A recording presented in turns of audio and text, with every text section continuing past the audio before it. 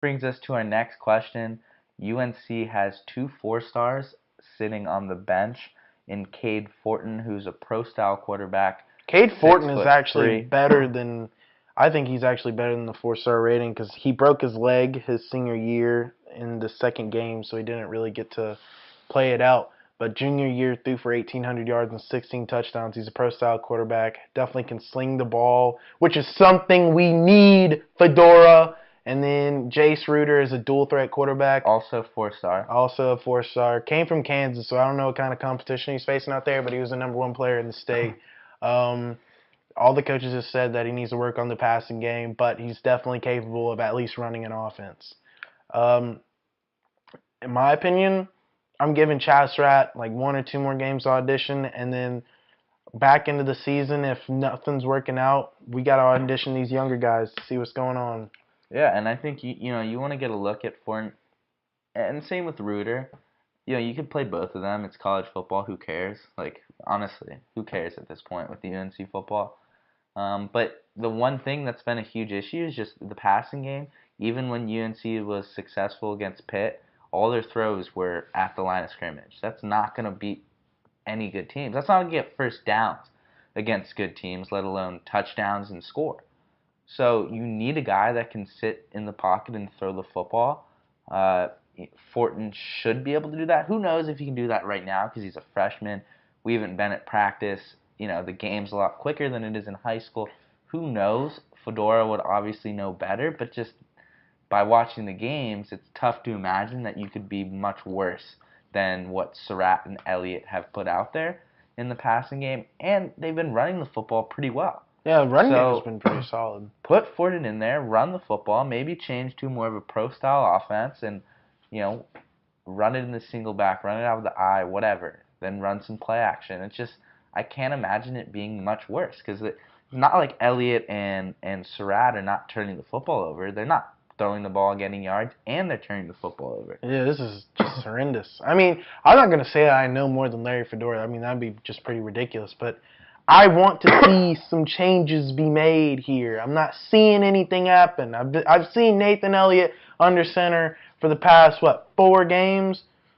No offense to the guy. I think he's had his moments where he's excelled, but I mean, at this point, we got to see if someone else can do something. It's just not working. Yeah, I 100% agree. UNC needs to find a way in the passing game. Also, it doesn't hurt to get a look at these guys. Just maybe one of them impresses, and you now know you have what the quarterback. Is it gonna hurt? We're 1-3 right now. Yeah. Who cares? And like you get a live look at them, and that can help you go into the recruiting class next year because UNC isn't playing for this year. You could tell against Miami. There's a small hope that maybe they go in and beat Miami. They're 2-0 in the ACC. That would be great, but obviously the reality is they're not a good football team, so you need to look forward to the future. And part of looking forward to the future is knowing what you have on your team right now, and Surratt and Elliot aren't the guys for the future. I think Fedora's definitely in a difficult position, though, with what you just brought up. I mean, if you want to look to the future, yeah, but Fedora's probably going to be on the hot seat after this season. He's probably already on the hot seat, and I think he's stressing out. If he puts in those younger guys and they underperform, and then it's just kind of like, well, that's one game we just wasted me experimenting with these younger guys. Yeah, which I understand, but I mean, we're running out of air here, man. But it's not working with the veteran guys, and also I don't believe that Fedora is on any sort of hot seat. I would just be shocked if he gets fired after this season. I think they would 100% give him next year. I think they're gonna give him another chance. He had a good recruiting class. Yeah, and it's just a lot of money too, because they just signed him to an extension too. So I think that'd be a lot of money.